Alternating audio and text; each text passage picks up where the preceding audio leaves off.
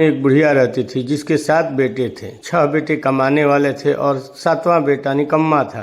बुढ़िया माँ 6 पुत्रों का जूठा 7वें पुत्र को देती। 7वां पुत्र एक दिन अपनी पत्नी से बोला, देखो मेरी माता मुझसे कितना प्रेम करती है।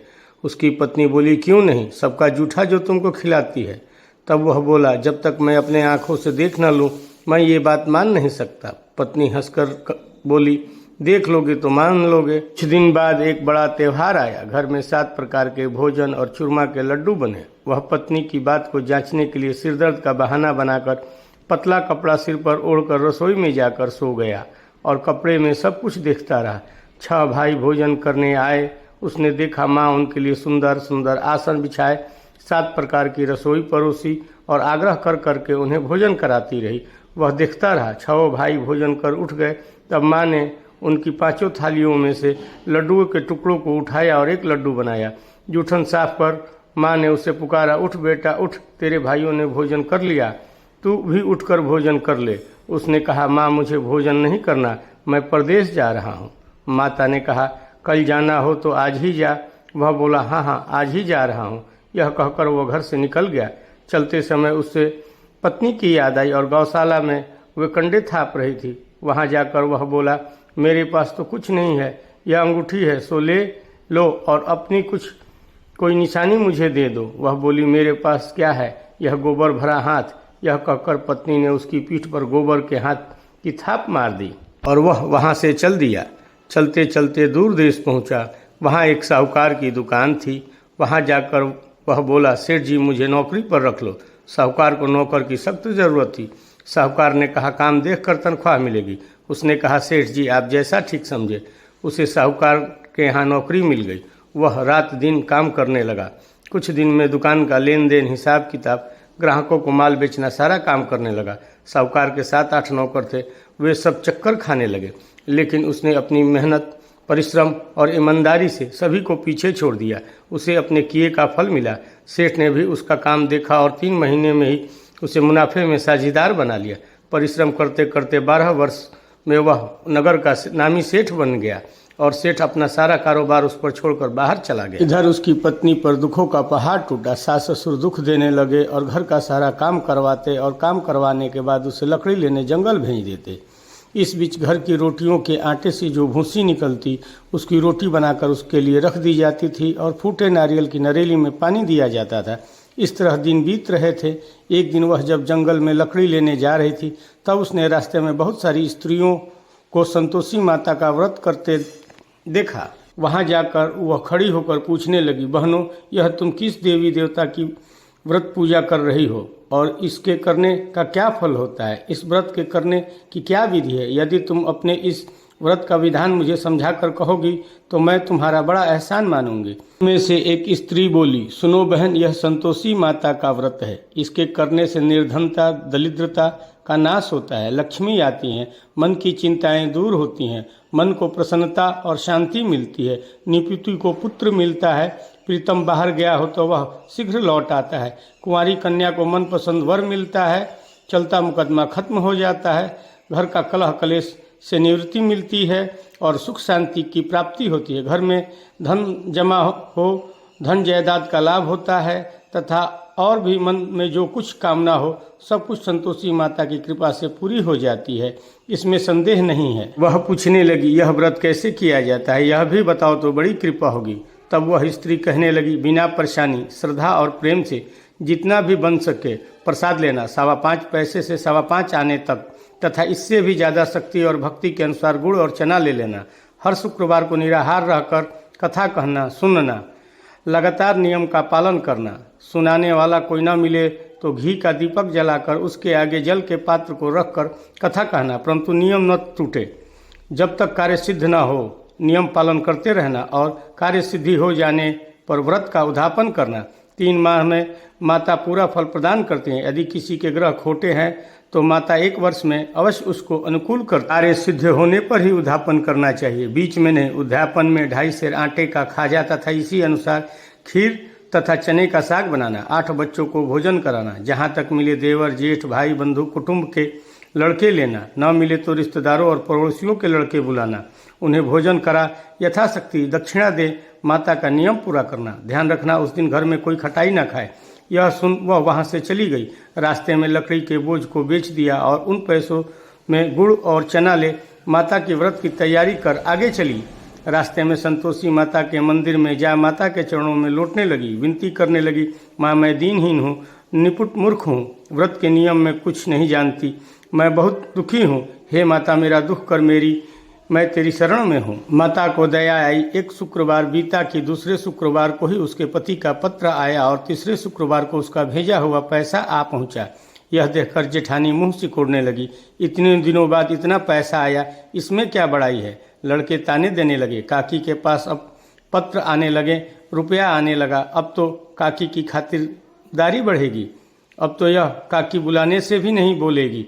बेचारी सरलता से कहती, भैया पत्र आए, रुपए आए तो हम सबके लिए अच्छा है। ऐसा कहकर आंखों में आंसू भरकर संतोषी माता के मंदिर में जा पहुंची। मातेश्वरी के चरणों में गिरकर रोने लगी। माँ मैंने तुमसे पैसा नहीं मांगा, मुझे पैसे का क्या काम, मुझे तो अपने सुहाग से काम है, मैं तो अपने स्वामी के दर्शन और सेवा मांगती हूँ। तब माता ने प्रसन्न होकर कहा, जा बेटी तेरा स्वामी जल्द ही आएगा। यह सुन खुशी से बावली होकर वह घर आकर काम करने लगी। संतोषी माँ विचार करने लगी, इस भोली पुत्री से मैंने कह तो दिया कि तेरा पति शीघ्र आएगा, पर आएगा कहाँ से, वह तो इसे स्वप्न में भी याद नहीं करता, उसे इसकी याद दिलाने तो मुझे ही जाना पड़ेगा। संतोषी माता ने उस बुढ़िया के बेटे को स्वप्न में समझाया, तेरी घरवाली वहाँ कष्ट उठा रही है। तब वह बोला, हाँ माता ये तो मुझे मालूम है, परंतु मैं क्या करूँ, वहाँ कैसे जाऊँ, परदेश की बात है, लेन देन का सारा हिसाब किताब है, कोई जाने का रास्ता नज़र नहीं आता, आप ही कोई राह दिखाएं कि मैं वहाँ कैसे जाऊँ। लगी सवेरे नहा धोकर संतोषी माता का नाम ले, घी का दीपक जला, दंडवत कर और दुकान पर जा बैठना। देखते देखते तेरा लेन देन चुक जाएगा, जमा माल बिक जाएगा, साँझ होते होते धन का ढेर लग जाएगा।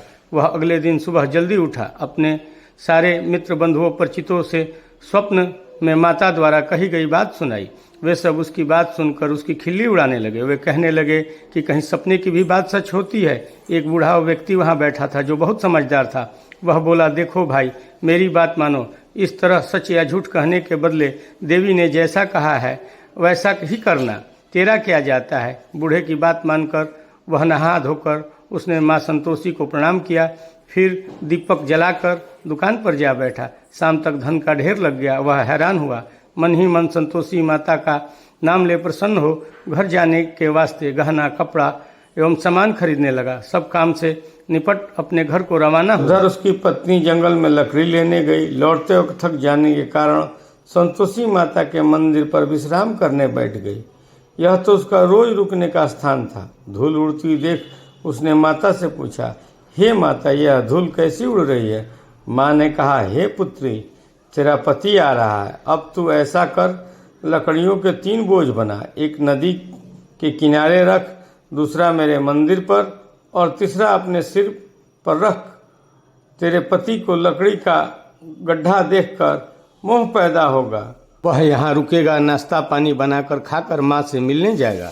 तू लकड़ी का बोझ उठाकर जाना और बीच चौक में गट्टा डालकर 3 आवाज़ जोर से लगाना, लो सासू जी लकड़ियों का गट्टा लो, भूसी की रोटी दो, नारियल के खोपेरे में पानी दो, आज कौन सा मेहमान आया है। संतोषी माँ की बात सुनकर वह माँ की आज्ञा लेकर प्रसन्न मन से 3 लकड़ियों का बोझ बना लाई। एक नदी के तट पर, दूसरा माता के मंदिर पर रखा।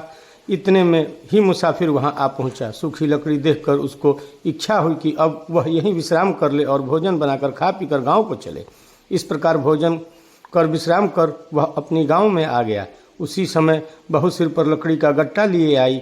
उसने गट्टा को आंगन में डाला, जोर से 3 आवाज़ दी, लो सासू जी लकड़ी का गट्टा लो, भूसी की रोटी दो, नारियल के खुपेरे में पानी दो, आज कौन सा मेहमान आया है।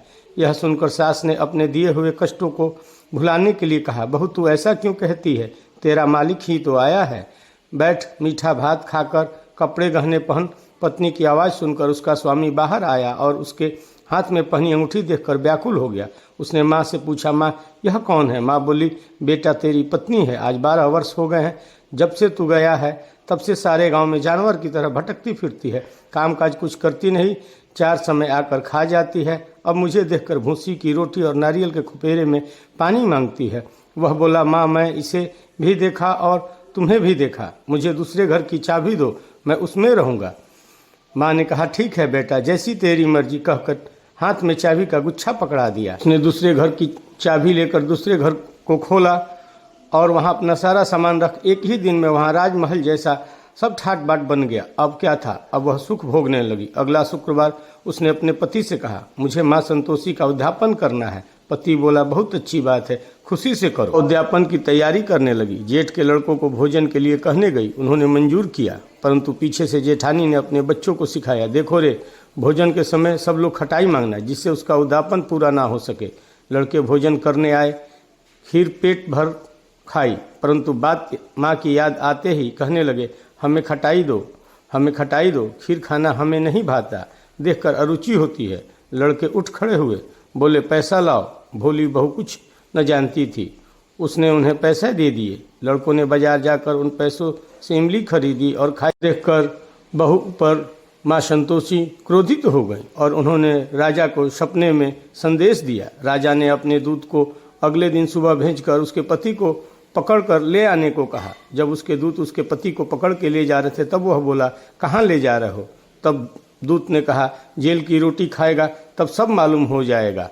बहू को यह वचन सहन नहीं हुए। वह संतोषी माँ के मंदिर गई और कहने लगी, माता तुमने यह क्या किया? हंसाकर क्यों रोने लगी?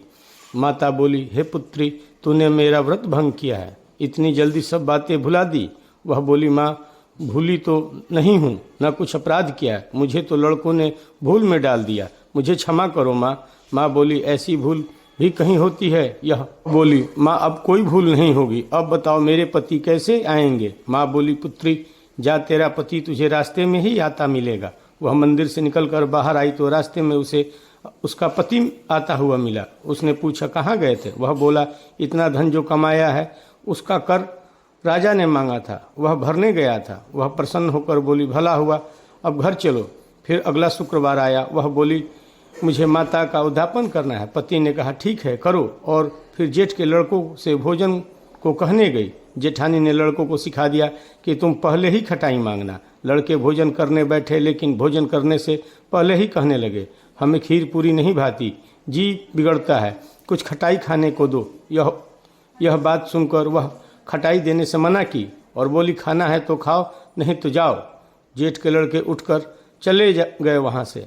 तब वह जाकर ब्राह्मण के लड़कों को भोजन करने के लिए बुला कर लाई और दक्षिणा की जगह एक एक फल दिया। इससे संतोषी माता प्रसन्न हो गई। माता की कृपा से 9 माह बाद उसको चंद्रमा के समान एक सुंदर सा पुत्र प्राप्त हुआ। पुत्र को लेकर वह प्रतिदिन संतोषी माता के मंदिर जाने लगी। माँ ने सोचा कि यह रोज मेरे यहाँ आती है, आज क्यों ना मैं इसके घर चलूं, इसका आसरा देखूं तो सही। यह विचार कर माता ने भयानक रूप बनाया। गुड़ और चने से सना मुख, ऊपर से मूड के समान होठ, ऊपर मक्खियाँ भिनभिना रही थीं। दहलीज पर पैर रखते ही उसकी सास चिल्लाई, देखो रे, कोई चुड़ैल डाकनी चली आ रही है, लड़कों इसे भगाओ नहीं तो सबको खा जाएगी। बहू रोशनदान से देख रही थी। वह प्रसन्न हो उठी, आज मेरी माँ मेरे घर आ रही हैं। यह कहकर दूध पीते बच्चे को गोद से नीचे उतार दिया। इस पर उसकी सास को क्रोध आया और वह बोली, अरे रांड, इसे देखकर कैसी उतावली हुई है, जो बच्चे को पटक दिया। इतने में माँ के प्रताप से जहाँ देखो वहाँ लड़के ही लड़के नजर आने लगे। वह बोली, माँ जी, मैं जिनका व्रत करती हूँ यह वही संतोषी माता है। इतना कहकर उनसे झट से घर के सारे किवाड़ खोल दिए। सबने माता के चरण पकड़ लिए और विनती करने लगी और अपनी भूल पे माता से क्षमा मांगने लगी। उसकी सास और जेठानी कहने लगी, हम मूर्ख हैं, अज्ञानी हैं, तुम्हारे व्रत की विधि हम नहीं जानते, तुम्हारा व्रत भंग कर हमने बड़ा अपराध किया है। हे माता, आप हमारे अपराधों को क्षमा करें। इस प्रकार बार बार कहने पर संतोषी माता प्रसन्न हुई। इसके बाद उसकी सास कहने लगी, हे संतोषी माता, आपने बहू को जैसा फल दिया है वैसा ही सबको देना। संतोषी माता की कथा कहने सुनने से सब मनोरथ पूर्ण होते हैं। इस प्रकार माँ संतोषी की पूजा पूरे विधि विधान और श्रद्धा से करने से भक्तों पे उनकी कृपा सदैव बनी रहती है। जय संतोषी।